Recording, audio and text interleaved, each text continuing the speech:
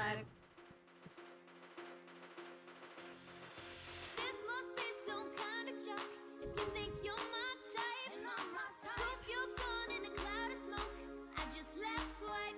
Left swipe that. Mr. Road Traveler, your trips look expensive. Sitting on a mountaintop looking all pensive. I was about to ask, how's the air up there? But based on this pic, I guess you don't really care. Lots of chicks in the pic, not sure which one's you. Them cigarettes are taking y'all from 10s to 2s. And one thing's true about your whole crew, none of you cigarella's gonna be my boo. Smoking with a tiger? Left swipe that. While you're on a hang glider? Left swipe that. Smoking with a duck face. Left swipe that. At a monster truck race? Left swipe that. You gotta swipe it Left left. swipe that. You gotta swipe it Left left. swipe that. You gotta swipe it left. Yeah. Hashtag.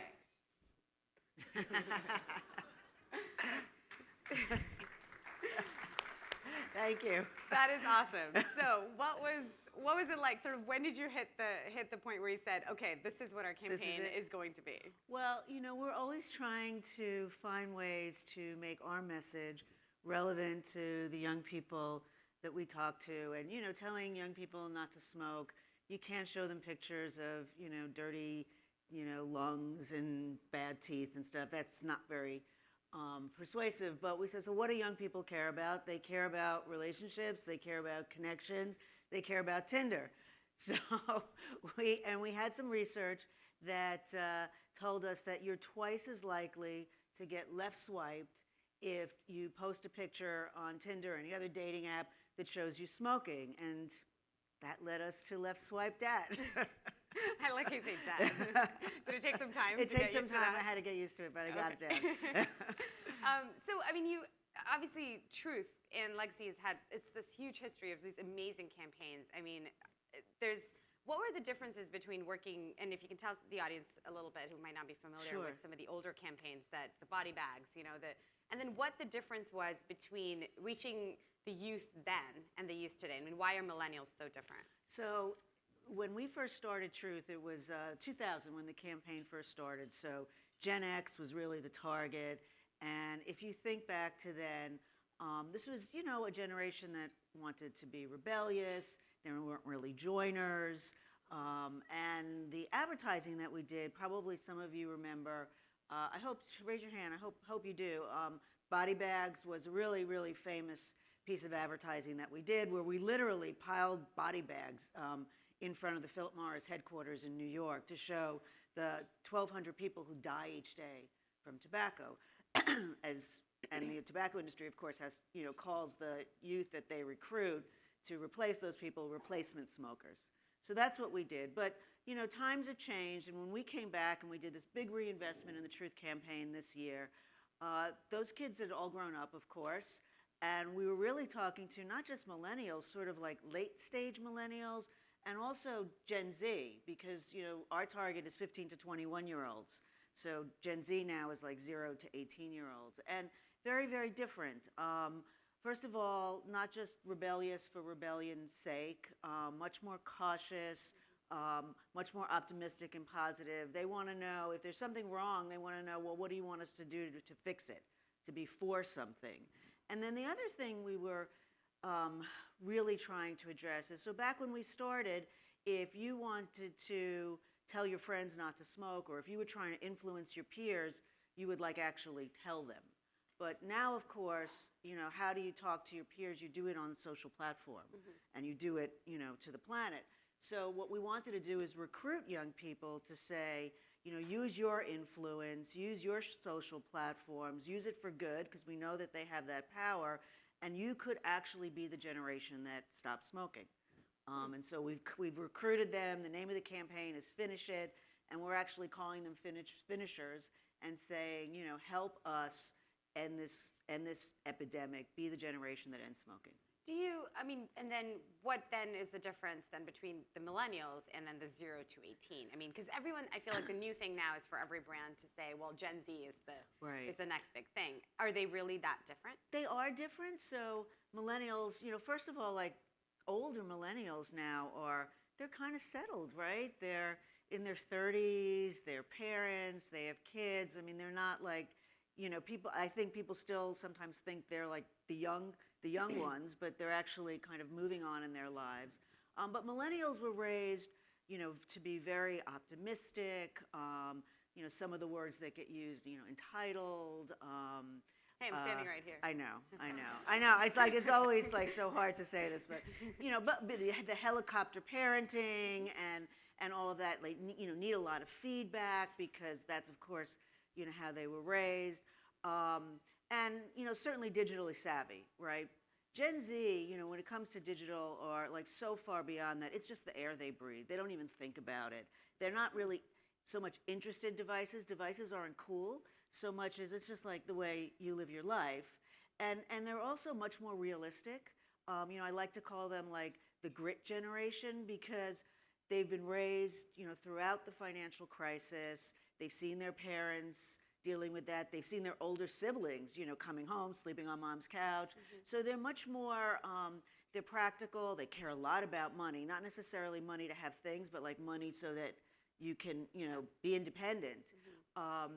And they care about causes, but where millennials are more like hit a like button, slacktivism, which is good because it still counts. Gen Z is a little bit more like, what can I do? Right. But then when you're talking about, this is Left Swipe That, for example, is very much focused on this, like the relationship generation. It's really focused on the people who are out there for relationships. Hey, do I look bad smoking? And then do people not want to date me? Does that work for the younger? Does it work for 12-year-olds, 13-year-olds? Well, the good news is for smoking, we've done this really good job for the youngest kids. So rates are really, really low for middle schoolers, like under 5%. Some data says even 2%. But what's happened is the tobacco industry is really smart. So we kicked them out of the middle schools. We got Joe Camel off TV. But now where they're really targeting is like 18 to 21-year-olds, college, because you're legal, so they can. And this whole phenomenon of social smoking has happened on campuses where people say, and this is tough for us, where people say, well, I'm not really a smoker because I don't buy my own cigarettes and I only smoke with friends and hey, I quit every Monday. And what we're trying to let them know is, well, that still kind of makes you a smoker, even though the tobacco industry is very, very cleverly, trying to make you think you're not. Yes, absolutely. So I know that we've talked about this before, but the tone of any brand when speaking to the millennial generation and Gen Z too has to be really different. How did you decide what your tone online is like on social media, on the apps that you have? Just how do you talk to people? Well, if you think back, like when we first started, Truth was, it was sort of it was a little dark, right? Body Bag certainly was. And as we've shifted, we've realized that we want to be a little bit more positive. We'll always sort of, use opportunities to go against the industry, but we want to do it in a way that's a little bit more fun and a little bit more inviting. And so that's shifted. We're always trying to entertain as we draw people in. And we think that the way to get young people to want to adopt our mission, not only to make choices for themselves where they don't smoke, but also to help spread the word and do what we call cultural denorming, to just make it uncool to smoke, is to give them a cause that they really think that they could win. Right? There are lots of worthy causes out there. Some we'll never solve, world peace, hunger.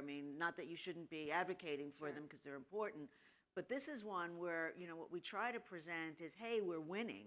We do a whole series of ads, we didn't get to show them today, called progress reports, where we're always putting news out there. It's like, hey, we accomplished this. Hey, when CVS took tobacco out of their stores, we did a progress report on that. We've got one coming.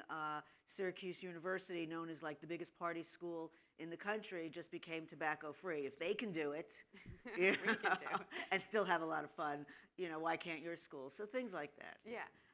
One of the things that's interesting is that a lot of brands in the room and have to work with a lot of limited resources to kind of achieve even what big brands have to achieve. And you know that really well. You're one of the few organizations that doesn't take donated ads, right? I mean, you buy we pay for it all. So what's that like? I mean, how has that affected some of the decisions you've made when it comes to media buys, when it comes to spending your money? How do you work with you still do have limited resources, especially compared to. Yeah, I mean, we'll never have enough money to go, head to head with the tobacco industry. They spend $9 billion a year just in the U.S.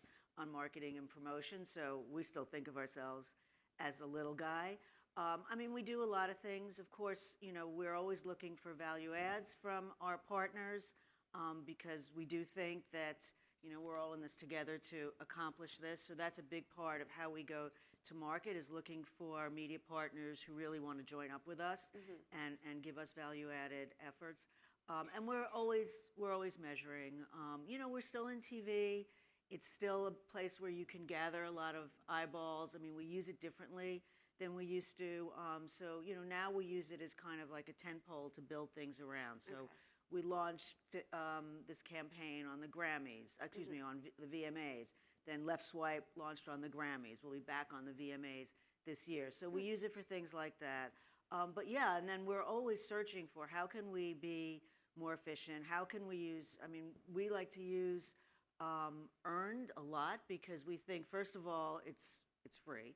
But two, it's so much better when we can get other people to spread this message because the most effective thing is when it feels like peer-to-peer. What kinds of partnerships work well?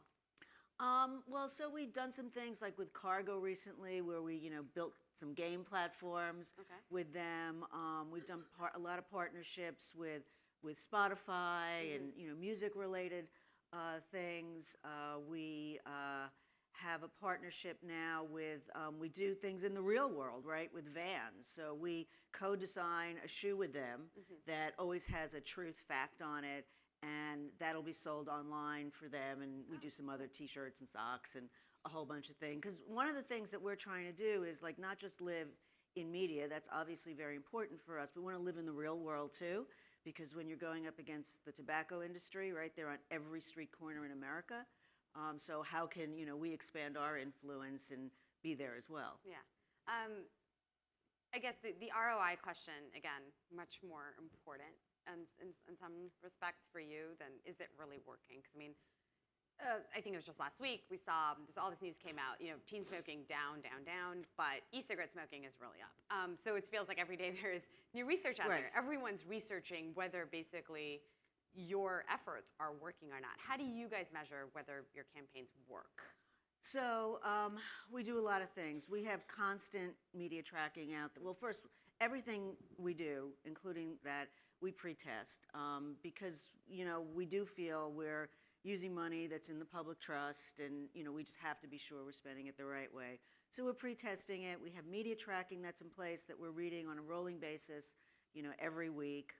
And then we have a big longitudinal study in the market, which probably very few other brands do this kind of stuff. It'll run for 3 years. We're going to follow 10,000 young people over 3 years and measure their attitudes towards smoking, their awareness, obviously, of our advertising, and really, and then knowledge, beliefs, behavior change, and really be able to measure and correlate how much of what we did, their awareness of our advertising, actually translated to any changes in their behavior. Do they tell the truth?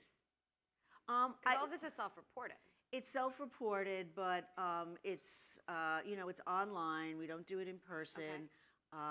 We've pretty much screened and been able to recruit young people who want to obviously be part of the survey. And because it's so large, it's 10,000 people. There'll probably be some folks who don't exactly tell us the truth, but it's so large that we'll know. Yeah, we'll know. Have you guys really moved away from like really hardcore activism, like when it comes to talk about movies that show cigarette smoking or video games that promote smoking or really anything, or you see like a really famous guy who tends to smoke all the time?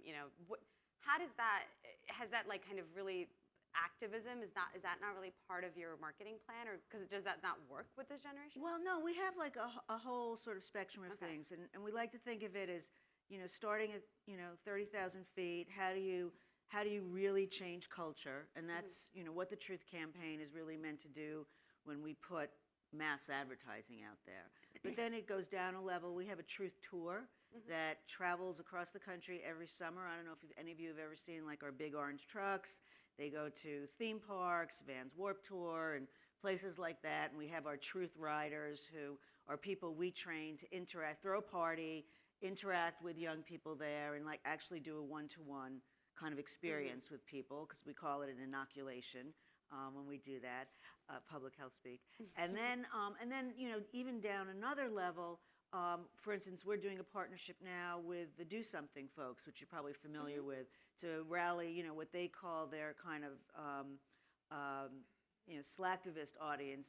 They're not the class presidents, but they're people who, you know, will do something on their social platforms. They'll post a picture for you. They'll you know, tweet a message for you. And so we're doing some stuff there. And then we actually have a youth activism group that does get the class presidents, you know, the hand raisers, and, you know, we recruit them to do work in their local communities, we don't lobby, so we don't, you know, talk about legislation, but, you know, to start a group in their high school about, you know, being tobacco free and things like that. So you have to do it all through the chain. Yeah. When we talk about influence online, there's just so many platforms out there that it can get really hard for anybody to figure out what to be on to reach whatever demographic they're trying to reach. What have you found works best for you, and what have you not even tried yet? So we, you know, I mean, it is a big challenge, right? I mean, fragmentation in social is crazy, and you know, there's some new app being invented every day, and it's very alluring to want to be every place all the time. But we've taken an approach of saying, you know what, we have to let these platforms develop because kids actually, they shape them and they become something that people didn't think they were originally going to become. So we're very active, you know, in established platforms. You know, YouTube is sort of our broadcast platform, and social. We use, you know, Twitter is kind of our daily conversation platform, and a place where we hope, you know, young people will engage back and forth with us. It's where we talk about events. You know, Facebook, you guys kind of have to be there. You know, and Insta is our visual platform. But Snapchat. Right. So, you know, Snapchat is one where we're listening probably more than doing. We're going to start doing some stuff with their Discovery product, partnering with Nat Geo, and then maybe also with People in Cosmo on there. We think maybe that's a place for us. But, you know, Snapchat's a really interesting platform because when it first came out, everybody thought it was going to be, you know, the sexting platform, which is not really how kids are using it, right? Yeah. They're using it to, like, literally, it's like the digital version of passing notes in class. And so, you know, we're just going to listen a lot there. Or right now, we're looking at Periscope, because when we go on, you know, do our VMA rollout of our next version of the Finish It campaign in August, that may be a great place for us to want to do some streaming video. Right. But it's, you know, I think you have to realize you're never going to be ahead of the curve on this with young people. It's happening so fast. As a brand, you can really make a mistake. So it's, I think, better to sort of watch and see how, you know, the users are actually shaping it, and then you'll figure out how to be there. Do you ever do anything where, like, where you're just listening on Twitter and, you know, some teens talking about smoking, you just like jump in and like, hey, did you know that smoking kills people every year? Do you ever do any sort of like? Well, we don't do it quite like that. I don't because, know. Well, I mean, obviously we're always listening, and we're always looking for ways to join the conversation, but we want to join it naturally. And of course, we never want to be your parents, because that would be like the worst thing for Truth to be. We've always tried to have this peer-to-peer voice. But, you know, if we see somebody talking about, hey, I'm trying to quit, but I really can, or something like that, we might jump in there. Or if we, you know, if somebody says something funny about left swiping or something, then like we might jump in that conversation. But, you know, we don't want to be one of those stupid brands that ends up in, you know, what is that hashtag, brands that say bae? Brands say bae. Yeah, like, we don't want to be there. You say you don't say bae? We only said bae once. We said it, there was another meme going around, what was it, 5 things not to say on a date. Okay. So we tweeted bae, bro, on fleek, and tobacco. God, I used the first 3 and like on the first day here, and I'm really embarrassed. We have about a minute for questions, if there are any. Oh, there's one back there. Hi, I can't see you. No? Are you also getting on the e-cig bandwagon? There's a lot of negative advertising against e-cigarettes. So, e-cigarettes are a tough one because there's a lot of noise out there, and it's pro and con noise, and the truth, when you're a brand called The Truth, you really want to be careful that you only talk about the truth. So we're concerned about e-cigarettes, right? You saw the news. I mean, trial is way up with kids. But the truth is also they're not as dangerous as a regular cigarette. They're not good for you, and they have lots of stuff in them, and no one's really sure what the stuff is, and they have nicotine, which isn't good for like 15-year-olds to get addicted to. But where we're going to focus right now is there's all sorts of other products that, like, we've been really good at getting people not to smoke cigarettes. Those rates are way down, and we've been good at it because that's all we've talked about. But things like hookah, which is like really popular on college campuses, and most people, excuse me, don't know that it's like just as bad for you as cigarettes. One hookah session can equal 100 cigarettes. That's like 5 packs of cigarettes. Nobody knows that.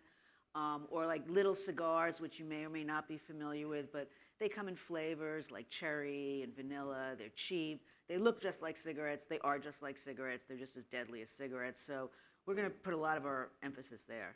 Great. I think that's actually all the time we have, but Robbins, thank you so much. Thank you. This was great. Thank you. This was fun. Thank you. Thank you.